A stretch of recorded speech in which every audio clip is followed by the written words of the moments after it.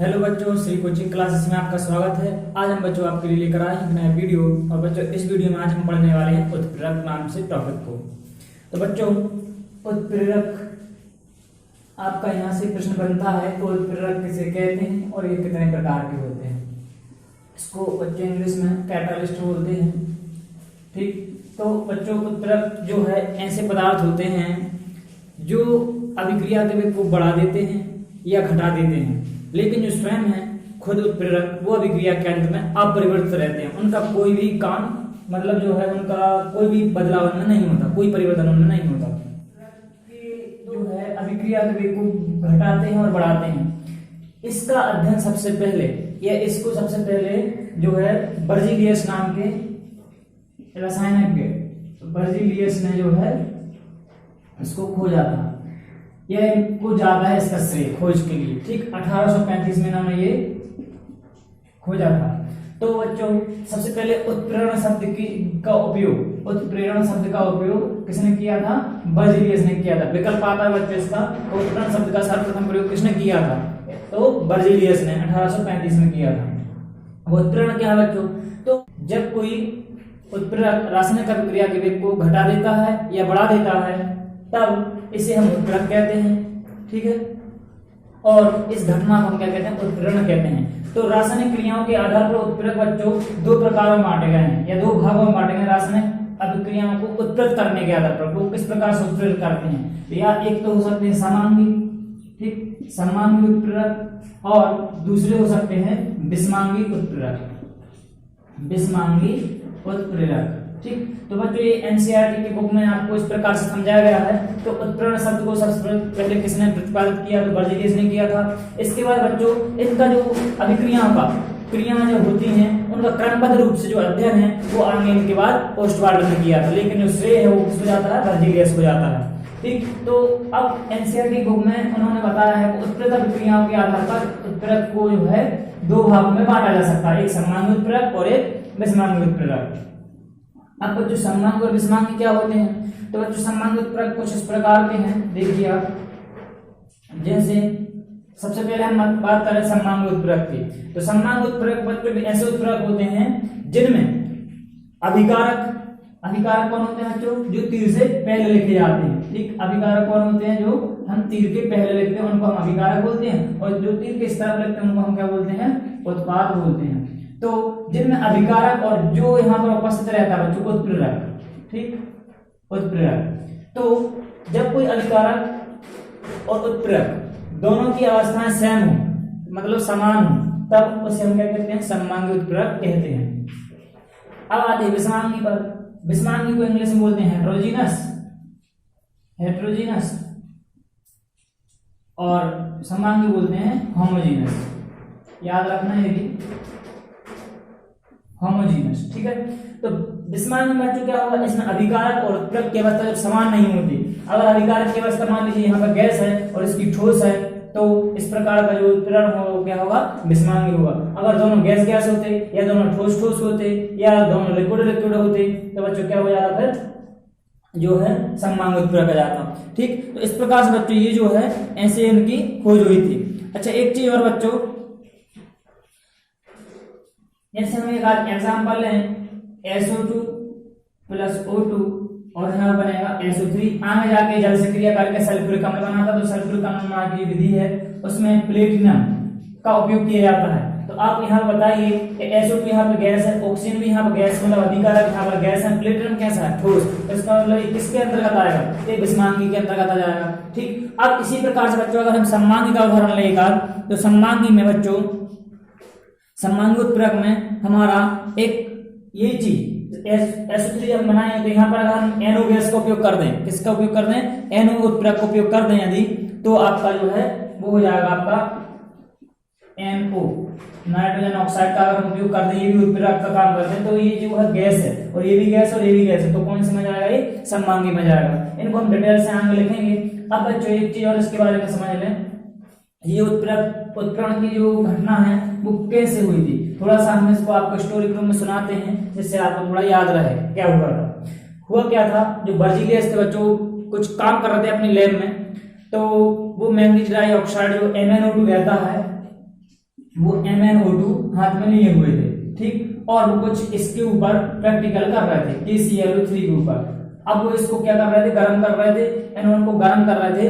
तो अब जब उन्होंने देखा, इस अभिक्रिया को पहले भी किया था उन्होंने कई बार, जब उन्होंने गर्म किया तो उन्होंने इसके जो है 2 मोल KCl के और 1 मोल जो है ऑक्सीजन का मिला, ठीक है, इस प्रकार से उनको मिल गया। और इन पे जो कंडीशन थी वो कितनी थी बच्चों, वो थी लगभग यहाँ पर 400, ऐसा कहें कि 653 से लेकर 873 केल्विन तक।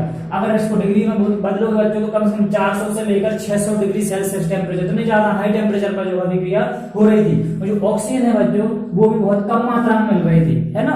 एक तो इतना टेम्परेचर कम ना पड़ रहा था, दूसरी चीज ये ऑक्सीजन कम मात्रा में मिल रही थी, ठीक। अब ये उनको ऑक्सीजन नहीं था उस टाइम पे, ठीक, उन्होंने नॉर्मल अभिक्रिया कर रहे थे, तब क्या हुआ था, इस प्रकार से अभिक्रिया हुई थी।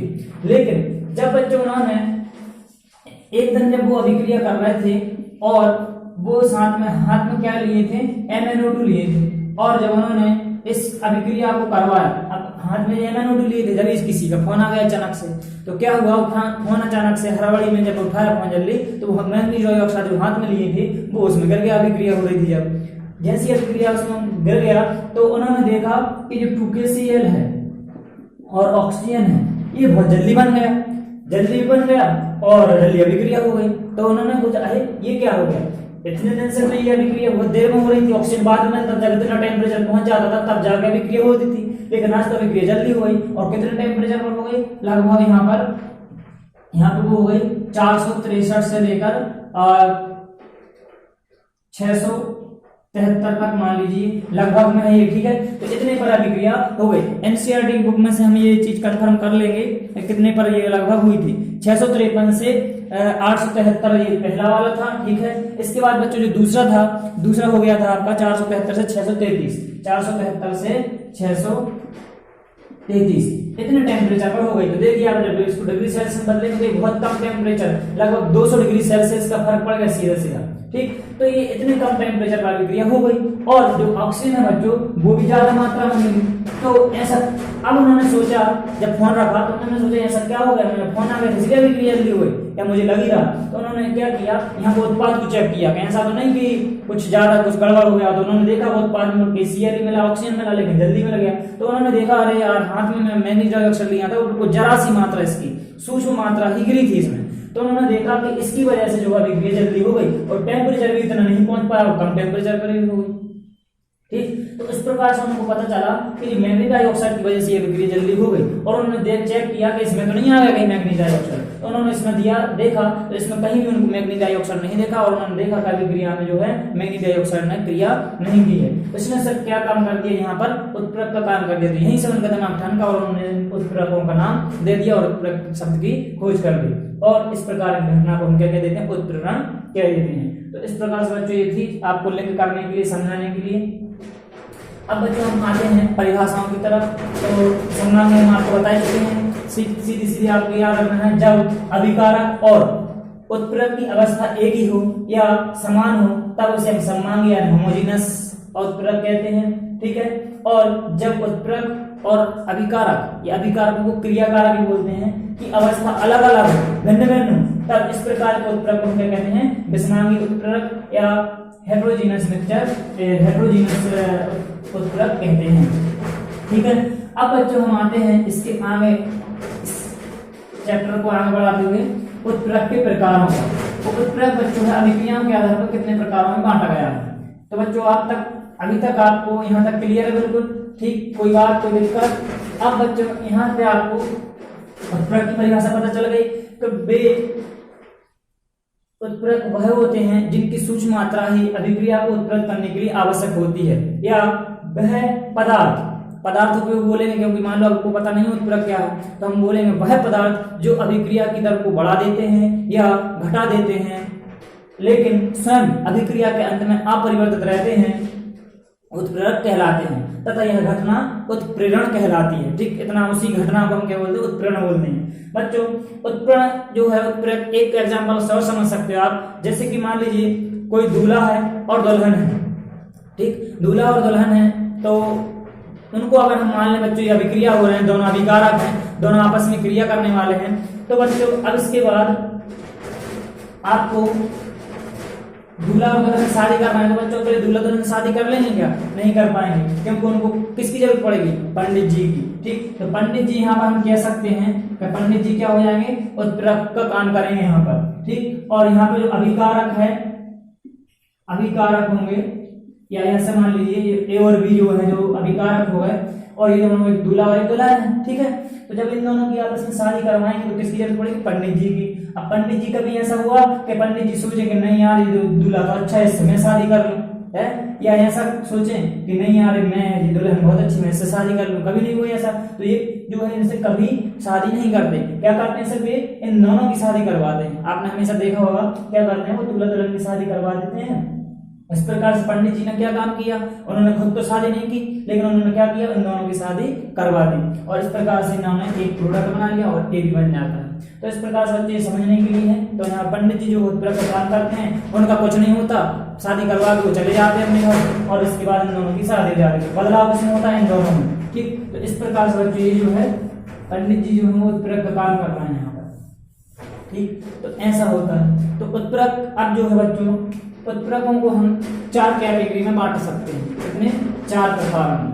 अब उत्प्रेरक बच्चों 4 प्रकार के होते हैं। इनके आपको बहुत अच्छे से एग्जाम्पल याद रखना, क्योंकि बोर्ड परीक्षा में इनके एग्जाम्पल पूछते हैं विकल्प के रूप में। ठीक, और परिभाषा भी पूछ सकते हैं। तो बच्चों 4 प्रकारों में एक आपका आता है बच्चों धनात्मक उत्प्रेरक, एक होता है धनात्मक उत्प्रेरक, और बच्चों हमारा दूसरा उत्प्रेरक है ऋणात्मक उत्प्रेरक, ऋणात्मक उत्प्रेरक, और तीसरा है सौ उत्प्रेरक, सौ उत्प्रेरक, और चौथा है प्रेरित उत्प्रेरक, प्रेरित उत्प्रेरक, प्रेरित उत्प्रेरक। ठीक, तो इस प्रकार से बच्चों हमारे 4 उत्प्रेरक हैं, और अब 4 उत्प्रेरकों को हम एक एक करके समझेंगे। तो बच्चों धनात्मक उत्प्रेरक के तो आपको नाम से समझ में नहीं आ रहा होगा, धनात्मक मतलब जो वृद्धि कर दें, है ना। तो ऐसे उत्प्रेरक जो अभिक्रिया के वेग को बढ़ा देते हैं धनात्मक उत्प्रेरक कहलाते हैं। क्या कहलाते हैं? धनात्मक उत्प्रेरक कहलाते हैं। तो बच्चों हम अब समझते हैं धनात्मक उत्प्रेरक की कुछ अभिक्रियाएं। धनात्मक उत्प्रेरक कौन कौन करता है? धनात्मक उत्प्रेरक में अभिक्रिया का वेग जो है बढ़ जाएगा। ठीक, उत्प्रेरक क्या करेगा? यहाँ पर काम बढ़ाने का काम करेगा। मतलब आपने देखा होगा बच्चों, हमारे आसपास कुछ लोग, कुछ दोस्त ऐसे होते हैं जो हमें कॉन्फिडेंस, जो हमें बढ़ावा देते हैं। कोई भी अगर हम काम कर रहे हैं तो उसमें सहयोग करते हैं, वो कॉन्फिडेंस बढ़ाते हैं। लेकिन कुछ बच्चे ऐसे भी होते हैं जो हमें नेगेटिविटी भरते हैं, जो हमें बोलते हैं कि ये काम तो इससे नहीं होगा, तो इससे तो कभी कर ही नहीं सकता। तो इस प्रकार के भी दोस्त होते हैं बच्चों, मित्र होते हैं, आस पड़ोसी होते हैं। ठीक, तो वो काम कौन करता है? ऋणात्मक उत्प्रेरक का काम करते हैं। और जो आपको बढ़ावा देते हैं, जो उत्साहवर्धन करते हैं, वो धनात्मक उत्प्रेरक का काम करते हैं। ठीक, तो बच्चों हम इनको भी आगे समझेंगे, ऐसे ध्यान रख सकते हैं आप। जैसे आपने पहला एग्जाम्पल हम देखें तो अमोनिया निर्माण की जो हर विधि होती है बच्चों, उसमें नाइट्रोजन और हाइड्रोजन जो है, नाइट्रोजन और हाइड्रोजन जब आपस में यहाँ पर क्रिया करते हैं तो यहाँ पर किसका उपयोग होता है बच्चों? आयरन का। तो यहाँ पे जो है अमोनिया के 2 मूल बन जाते हैं। तो यहाँ पे बच्चों जो आयरन है वो किसका काम कर रहा है? यहाँ पर एथी चूर्ण होता है बच्चों, पाउडर फॉर्म में लेते हैं इसको। तो आयरन चूर्ण बच्चों यहाँ पर क्या करता है? ये जो है धनात्मक उत्प्रेरक का कार्य करता है। ठीक है, तो ये आयरन चूर्ण जो है धनात्मक उत्प्रेरक का काम करता है। अब बच्चों ये अगर कोई इसको ये बोले कि किस प्रकार की अभिक्रिया है, धनात्मक तो है लेकिन इसका प्रकार कौन सा है, सममांगी विषमांगी का बनी बता सकते हैं। लोहा ठोस होता है, नाइट्रोजन गैस होती है, हाइड्रोजन भी गैस होती है, तो विषमांगी हो गया। ठीक, क्योंकि ये गैस अवस्था में, ठोस अवस्था में दोनों अलग अलग हों, अभिकारक और उत्प्रेरक, तो क्या होती है? वो विषमांगी उत्प्रेरण होता है। और अभिक्रिया के वेग को ये क्या कर रहा है? बढ़ा रहा है, ये फास्ट बनने लगता है अमोनिया, जिसकी वजह से हम इसको क्या बोल रहे हैं? धनात्मक उत्प्रेरक। बच्चों दूसरा एग्जांपल इसी का अगर हम लें तो अभी हमने जो आपको बताया था KClO3, KClO3 को बच्चों जब गर्म करते हैं तो यहाँ पे जो मैग्नीज डाइऑक्साइड रहता है MnO2 क्या करता है? क्या देखा था अभिक्रिया में, है ना, वर्जिनियस ने क्या देखा था कि वो जो KClO2 में ऑक्सीजन जो है जल्दी से और ज्यादा मात्रा में मिल गई थी, है ना, कम गर्म करना पड़ा था। तो इस प्रकार से हमें 2KCl जो है मिल जाते हैं और ऑक्सीजन के अणु भी मिल जाते हैं। तो यहाँ पर MnO2 भी क्या है? आपका धनात्मक उत्प्रेरक। तो आप इस प्रकार से 2 एग्जाम्पल लिख सकते हैं। अब परिभाषा में आपको बता चुके हैं बच्चों। तो वे उत्प्रेरक जो अभिक्रिया के वेग को बढ़ा देते हैं धनात्मक उत्प्रेरक कहलाते हैं। ठीक है, अब इसके बाद बच्चों हम आते हैं ऋणात्मक उत्प्रेरक की तरफ। तो ऋणात्मक उत्प्रेरक में क्या होगा बच्चों? वही जो हमको नेगेटिविटी भरे, ऐसे पड़ोसी, ऐसे मित्र जो हमारे लिए उत्साहवर्धन ना कार्य करें, वो क्या करें, डिमोशन करें, हर्षोल्लासित करें, है ना, मतलब जो हमको बढ़ावा नहीं देते, हमारा तरक्की नहीं चाहते। ठीक, तो ऋणात्मक उत्प्रेरक में बच्चों क्या हो जाएगा आपका एग्जाम्पल, तो ऋणात्मक उत्प्रेरक का एग्जाम्पल बच्चों हम दो एग्जाम्पल दे रहे हैं यहाँ पर। एक तो आपका हो जाएगा H2O2, इसको बोलते हैं बच्चों हाइड्रोजन पेरोक्साइड। H2O2 का विघटन, जब इसका अपघटन होता है बच्चों, तो यहाँ पे एक अम्ल होता है H3PO4, इसको बोलते हैं फास्फोरिक अम्ल। और बच्चे विकल्प में बहुत बार पूछा गया है कि फास्फोरिक अम्ल का हाइड्रोजन पेरोक्साइड का फास्फोरिक अम्ल की उपस्थिति में विघटन करवाते हैं, तो हाइड्रोजन जो फास्फोरिक अम्ल वो किस प्रकार का उत्प्रेरक है, तो ये ऋणात्मक उत्प्रेरक है। ठीक, इसके याद रखना। तो ये H2O2 जब टूटता है बच्चों, तो H2O में और O2 में टूट जाता है, इसको बैलेंस कर देंगे। ठीक, इस प्रकार से ये बैलेंस हो जाएगा आपका। तो ये बच्चों जो ऋणात्मक उत्प्रेरक है। और इसके बाद बच्चों दूसरा एग्जांपल हम देखें तो ये आप कार्बनिक केमिस्ट्री में भी पढ़ेंगे, जब क्लोरोफॉर्म बच्चों एक निश्चितक है, निश्चितक गैस कह सकते हैं, निश्चितक लिक्विड है ना, तो जब इसको क्लोरोफॉर्म को सुंघाया जाता है तो व्यक्ति बेहोश हो जाता है। ठीक, निश्चितक होता है, इसको तो पहले मेडिकल में किया जाता था, लेकिन इसके साइड इफेक्ट होने लगे तो इसको बंद कर दिया गया। ठीक, जब इसका ऑक्सीकरण करवाया जाता है बच्चों, तो यहाँ पर CuCl2 विषैली फास्फिक गैस बनती है। ठीक, और इसके बाद बच्चों इसमें साथ में बन जाता है HCl। ठीक, तो इस प्रकार से जब इसका ऑक्सीकरण करवाते हैं तो यहाँ पर रहता है एथिल एल्कोहल। एथिल एल्कोहल जो रहता है बच्चों, ये क्या काम करता है, ऋणात्मक उत्प्रेरक का काम करता है, ऋणात्मक मतलब अभिक्रिया को कम कर देता है। अब बच्चों क्लोरोफॉर्म हमारे लिए फायदेमंद था क्योंकि इसका उपयोग करते थे। हमें इसको क्या है विषय ये होती है जो फास्फिक गैस, इसको फास्फिक गैस बोलते हैं, ये फास्फिक गैस हानिकारक होती है। तो बताओ आप कुछ चाहोगे, आप ये चाहोगे कि फास्फिक गैस ज्यादा बने, विषैली होती है, तो हमारे काम का तो ये है, तो हमें इसको विषैला होने से रोकना है। तो हमें क्या करते हैं कि एथिल अल्कोहल में मिक्स कर देते हैं, एथिल अल्कोहल फास्फिक गैस से क्रिया करता है जो कि विषैलापन उसका खत्म हो जाता है। ठीक, तो इस प्रकार से जो है फास्फिक गैस जो है इसको खत्म कर देता है उत्प्रेरक, और इस प्रकार से ये जो क्लोरोफॉर्म सुरक्षित बचा रहता है और वो सही काम में आता रहता है। ठीक, तो इस प्रकार से ऋणात्मक उत्प्रेरक का काम करता है। सभी कई अभिक्रियाएं ऐसे नहीं है कि वो फायदेमंद हो, ऋणात्मक उत्प्रेरक भी हमारे लिए फायदेमंद होते हैं। ठीक, ऋणात्मक उत्प्रेरक भी क्या होते हैं, कुछ यहाँ पर फायदेमंद होते हैं। तो ऐसा हम ये भी कह सकते हैं बच्चों, कुछ व्यक्ति जो बुराई करते हैं वो भी हमारे फायदेमंद होते हैं। ठीक, क्यों होते हैं फायदेमंद, क्योंकि वो अगर नहीं होंगे बुराई करने वाले तो हम अच्छाइयाँ कहाँ से आएंगे, हम उनको और सुधार करके और कमियों को दूर करके जो और अच्छे से काम बरकत कर सकते हैं। ठीक, तो कमी निकालने वाले भी होना जरूरी है। अगर कोई आपको कमी नहीं निकालेगा तो आप आगे कैसे बढ़ेंगे, इसलिए कमी निकालना भी जरूरी है। ठीक, लेकिन कमी निकालना भी अलग तरीके से होता है ना। अब इसके बाद बच्चों आता है हमारा नेक्स्ट स्व-उत्प्रेरक। और स्व-उत्प्रेरक बच्चों उसके नाम से समझ में आ रहा, यहाँ पर होता क्या है बच्चों, यहाँ पे अभिक्रिया में ही उत्पन्न होता है वो उत्प्रेरक और अभिक्रिया के लिए उत्प्रेरक का काम करने लगता है। मतलब कोई अभिक्रिया हो रही है, उसी में जो उत्पाद बनेगा उसी उत्पाद में से कोई उत्पाद देगा, वो क्या करेगा, उस अभिक्रिया के लिए उत्प्रेरक का काम करने लगेगा। तो इस जिससे अभिक्रिया की जो दर है वो बढ़ जाती है ना। तो इसे हम क्या कहते हैं, स्व उत्प्रेरक कहते हैं, क्योंकि स्व माना अपने आप जो उत्पन्न हुआ उसी अभिक्रिया में उत्पन्न हुआ और उसी के लिए क्या करने लगता है, स्व उत्प्रेरक का कार्य करने लगता है। जैसे कि एक एग्जाम्पल हम देखते हैं इसका, तो देखिए अब हम आते हैं बच्चों स्व उत्प्रेरक के एग्जाम्पल पर। तो बच्चों स्व उत्प्रेरक हमने आपको बता दिया कि परिभाषा क्या है इसकी। अब हम लेते हैं इसका एग्जाम्पल परिभाषा। तो देखिए स्व उत्प्रेरक में एक एग्जाम्पल है हमारा KMnO4 वाला। KMnO4 की जब ऑक्सैलिक अम्ल से क्रिया करवाते हैं, ऑक्सैलिक अम्ल COOH बोलते हैं, ऑक्सैलिक अम्ल से क्रिया करवाते हैं तो बच्चों इसमें क्या बन जाता है, NnSO4 बन जाता है। क्या बन जाता है, सॉरी, इसमें जब KMnO4 की COOH ऑक्सैलिक अम्ल से क्रिया करवाते हैं तो ये क्या होता है कि KMnO4 का जो रंग बच्चों शुरू में धीरे धीरे गायब होता है, लेकिन जब अभिक्रिया थोड़ी हो जाती है इसके बाद अभिक्रिया जो है बच्चों, ये जो इसका रंग है वो जल्दी गायब हो जाता है। तो ऐसा क्यों होता है बच्चों, तो ऐसा होता क्यों है, तो KMnO4 जो है बच्चों ये जो है MnSO4 में बदल जाता है, इस वजह से जो ऐसा हो जाता है। ठीक है, MnSO4 से अभिक्रिया बनता है और ये चीज इसमें होती हैं। तो हम ये कह सकते हैं, थ्योरी लिखेंगे इसकी जब, कि KMnO4 का जब ऑक्सैलिक अम्ल के साथ अभिक्रिया होती है तो KMnO4 का रंग जो है वो शुरू में धीरे धीरे गायब होता है, लेकिन बाद में जल्दी गायब हो जाता है। ऐसा क्यों, तो इसका कारण क्या है, क्योंकि अभिक्रिया में MnSO4 जो बनता है वो स्व उत्प्रेरक का काम करता है, जिसकी वजह से वो अभिक्रिया को जो है रंग को जल्दी से उड़ा देता है। अब दूसरा एग्जाम्पल बच्चों हम इसका देख सकते हैं एथिल एसीटेट का जल अपघटन CH3COO2H5 प्लस H2O, और यहाँ पे जब इसका जो जल अपघटन करवाते हैं तो इसमें 2 उत्पाद बनते हैं, एक एसिटिक अम्ल बनता है CH3COOH और एक बनता है हमारा एथिल एल्कोहल। अब बच्चों इसमें होता क्या है, जब हम इसको बोलते हैं एस्टर, ठीक, अलग से आप हिंदी में लिखेंगे अगर इसको ऐसा लिख सकते हैं एस्टर का जल अपघटन। एस्टर का जल अपघटन क्या है, आपका शोधपत्र का एग्जांपल है।